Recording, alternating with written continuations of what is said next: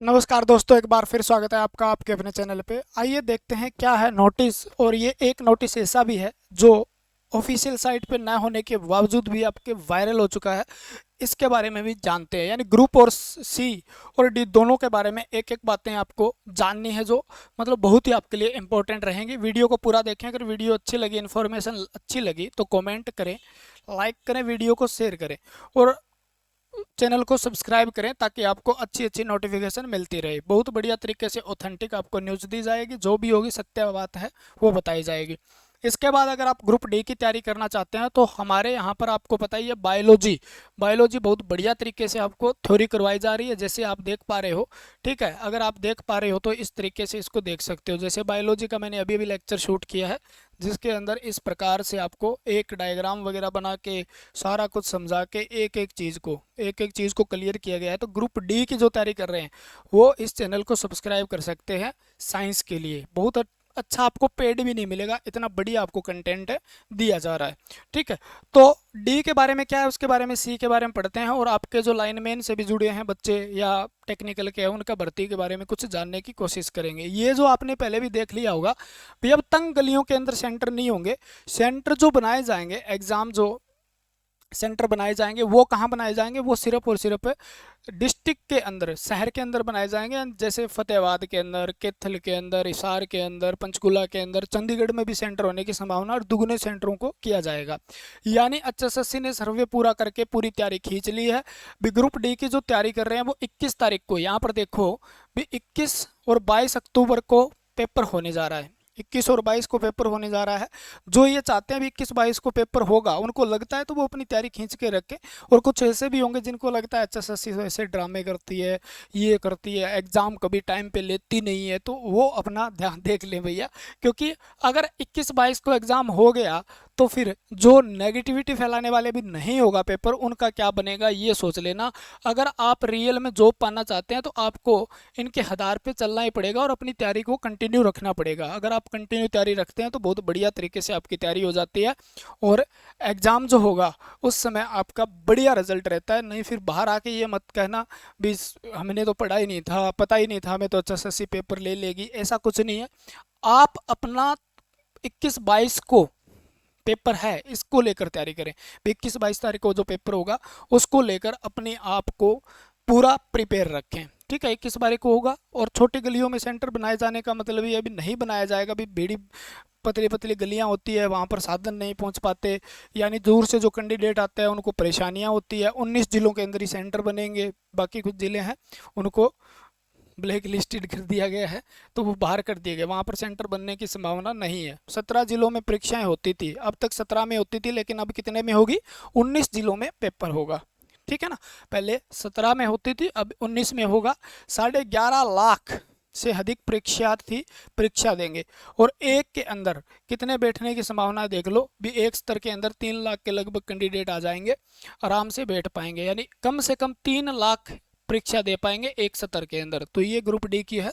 यानी इसका मतलब एग्ज़ाम, जब कोई भी न्यूज़ की हेडलाइन बन जाती है, मतलब कोई भी न्यूज़ हेडलाइन बन जाती है, जब न्यूज़पेपर के बार बार दिखाई जाती है, तो वो जो पेपर लेने वाला है या कोई भी जो शाखा होती है जो ये काम करती है, तो उसको मजबूर होकर बच्चों को मतलब रिस्पॉन्स देना पड़ता है। तो ये बार बार आपने हर रोज़ देखा होगा भी, न्यूज़पेपर के अंदर ऐसी खबरें छपती रहती है एचएसएससी को लेके।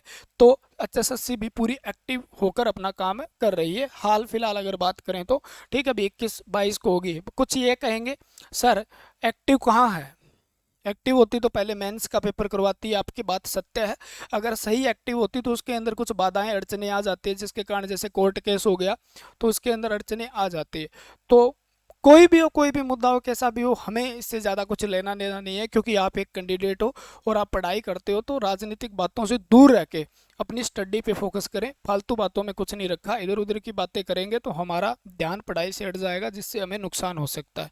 ठीक है, अब ये तो सी की थी, ये तो आपने पढ़ भी लिया होगा। अगर आप इस नोटिस को पाना चाहते हैं तो टेलीग्राम ज्वाइन कर लीजिए, डिस्क्रिप्शन में लिंक है साइंस ग्रुप बलवंत के नाम से, वहाँ पर आपको ये नोटिस मिल जाएगा।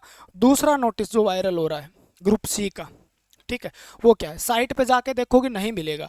यानी ये वायरल हुआ है, बाहर निकला है, कैसे भी लीक हुआ है। यानी 34 कैंडिडेट जो हैं, कितने कैंडिडेट हैं यहाँ पे देखो, ये दिखाई नहीं देगा क्योंकि नोटिस ही ऐसा है, ठीक है। 34 कैंडिडेट, यानी फीमेल जो आपका कांस्टेबल है उसके अंदर 34 कैंडिडेट की वेटिंग लिस्ट लगने वाली है, लगी नहीं है, HSSC की साइट पे नहीं है। अब तो जाके देखा मैंने, अभी अभी चेक किया है, अभी तक कोई भी नोटिस नहीं है। यानी 1-2 दिन के अंदर ये नोटिस आपको मिल जाएगा। यानी इसके अंदर एक हमारे गांव की लड़की भी है, ठीक है, हमारे गांव की लड़की भी है जो भी सेलेक्ट हुई है, तो उनको बहुत बहुत बधाई हो, ठीक है। यानी 34 में से एक नंबर उसका भी है। हर बार बढ़िया है हमारे गांव से, मतलब हर भर्ती के अंदर 4-5 कैंडिडेट सेलेक्ट होते ही हैं, 4-5 कैंडिडेट हर भर्ती के अंदर, चाहे वो कोई भी भर्ती हो। जैसे कल भी मतलब ये अगर एक इसको मिला, एक आर्मी का मिला है, तो 2 कैंडिडेट सेलेक्ट हुए कल के दिन में। यानी कोई रिजल्ट आता है तब 1-2 कैंडिडेट उसके अंदर मिलते हैं। तो बहुत अच्छी तैयारी कर रहे हैं बच्चे जितने भी हैं, उनको बहुत बहुत बधाई हो। तो ये कैंडिडेट हैं देखो 34। तो ये वायरल नोटिस है जिसका कोई भी अभी तक HSSC पे नहीं है, मैं बता रहा हूँ, वायरल हुआ है ऑफिस से। तो ये 34 कैंडिडेट की वेटिंग लिस्ट आनी है, 1-2 दिन में आ जाएगी। आज आ जाए, कल आ जाए, परसों आ जाए, 1-2 दिन में आ जाएगी, आने की संभावना है क्योंकि 34 कैंडिडेट सेलेक्ट हुए हैं। ये कुछ ESM के हैं, कुछ BC जर्नल के हैं जो वेटिंग में थे। क्लियर होगी बात, जायज़ है, ठीक है। तो ये आपके लिए सिर्फ सी की थी। अब थोड़ा सा डिस्कस कर लेते हैं एक बार, क्या मेंस का पेपर, ठीक है, जो मेंस का पेपर है, जो मेंस का पेपर है वो क्या ग्रुप डी से पहले होगा, ठीक है ना, ग्रुप डी से पहले होगा, या मेंस जो है CT मेंस है, ठीक है। तो टेक्निकल नॉन टेक्निकल, तो अगर अगर ऐसा होता है BC से पहले होगा, ये हम बता पाएंगे आपको, या HSSC बता पाएगी 3 तारीख को भी। क्या नोटिस आता है कोर्ट की तरफ से, क्या मतलब सिस्टम रहता है भी, पेपर लेने की मंजूरी मिलती है, या 56-57 जो कैंसिल की न्यूज़ आ रही थी वो भी फेक थी। तो कई बार फेक न्यूज़ें ज़्यादा फैलती है, जब भी कोई मुद्दा गर्म होता है तो वहाँ पर अफवाहें फैलने के चांसेस भी बहुत ज़्यादा होते हैं। तो अफवाहें बहुत ज़्यादा फैल रही थी, इसके अंदर मैं आपको ये बताना चाहूँगा भी 21 अक्टूबर जो है, 21 को पेपर है आपका ग्रुप डी का। अगर 3 अक्टूबर को ही नोटिस आता है HSSC का भी पेपर लेंगे, तो जहां तक की संभावना है ग्रुप डी से पहले CT मेंस होने की संभावना नहीं है। संभावना बता सकते हैं क्योंकि मैं मेंबर तो नहीं हूँ HSSC का, तो आपको एक्यूरेट बात बता दी जाएगी। 100 क्या कहेंगे, यानी ग्रुप डी जो है वो थोड़ा सा पहले होगा, ठीक है। मेंस बाद में होने की संभावना, क्योंकि 3 तारीख के बाद अगर वो ऐसा कुछ करें तो ग्रुप डी की अगर पेपर रियल में अगर 21 तारीख को हो गया तो मेंस होने की संभावना ग्रुप डी के बाद में जाएगी, क्योंकि उसकी तैयारी करना, पेपर वगैरह सारा कुछ होता है। तो HSSC पे बहुत ज़्यादा वर्कलोड हो जाएगा क्योंकि कैंडिडेट बहुत ज़्यादा है, 11 लाख के लगभग कैंडिडेट हैं जो पेपर देंगे। तो वर्कलोड ज़्यादा होने की वजह से अगर 3 तारीख को ये भी कह दिया जाता है भी मेंस का पेपर ले सकते हो आप, तो भी ग्रुप डी के बाद होने की ही संभावना जताई जा रही है, ठीक है। तो बाद में होगा। और जो कैंडिडेट रेगुलर तैयारी कर रहे हैं अपनी कंटिन्यू बनाए रखिएगा, जो कंटिन्यू रह गया मेंस का पेपर उसी का निकलेगा। अगर कोई अफवाहों में आता है भी तैयारी नहीं करेंगे पेपर तो होगा नहीं, तो ध्यान रहे ये बात, वो नेगेटिव दूसरों को करने की बजाय अपने आप में ज़्यादा नेगेटिविटी फैला रहा है और अपने आप को डिमोटिवेट करके एग्ज़ाम से दूर या सिलेक्शन से दूर जा रहा है। तो आप उनकी बातों में न आके, मैं तो यह सलाह दूंगा आपको, उनकी बातों में न आके अपनी तैयारी को रेगुलर कंटिन्यू रखिए और मतलब इतना ज़्यादा प्रेशर मत डालिए, नई चीज़ें पढ़ते रहिएगा और धीरे धीरे आपका सारा कुछ क्लियर हो जाएगा। नई चीज़ें यानी जो चीज़ें आपको नहीं आती, जो आपको टफ लगती है, उन पर बार बार मतलब अभ्यास कीजिएगा ताकि आपका एग्ज़ाम सही से चला जाए। जो नेगेटिव है वो तो नेगेटिविटी में रहेंगे और पेपर के बाद भी उनका रिजल्ट ही जब नेगेटिव आएगा तो ये कहेंगे सर सही कह रहे थे, ठीक है।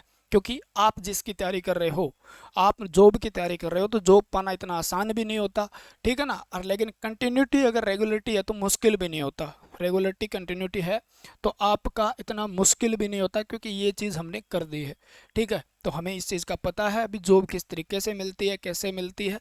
और मेन चीज़, सबसे मेन चीज़ है वो, मेन मुद्दा जो होता है जॉब पाने का, वो आप कितने इंटेलिजेंट हो, आप कितने डल हो, वो मैटर ही नहीं करता। मैटर करता है भी आप कितने कंटिन्यू बने रहे, जॉब को लेकर आप कितने सीरियस रहे और उस पर कितना आपने ध्यान लगाया पढ़ने में, उस सिलेबस को कंप्लीट करने में, तो मुद्दा वह रहता है, ठीक है। ठीक है ना। तो उस मुद्दे को ध्यान में रखते हुए आपको रेगुलरिटी बना के रखनी है, बस कंटिन्यू बने रहिए और अपने आप आपका एग्ज़ाम हो जाएगा। धीरे धीरे बने रहिए, धीरे धीरे चलते रहिए और एग्ज़ाम हो जाएगा। ठीक है, तो नेगेटिविटी से दूर रहे। ग्रुप डी से पहले सी होने की संभावना बहुत ही कम जताई जा रही है। ठीक है, तो आज के लिए इतना ही।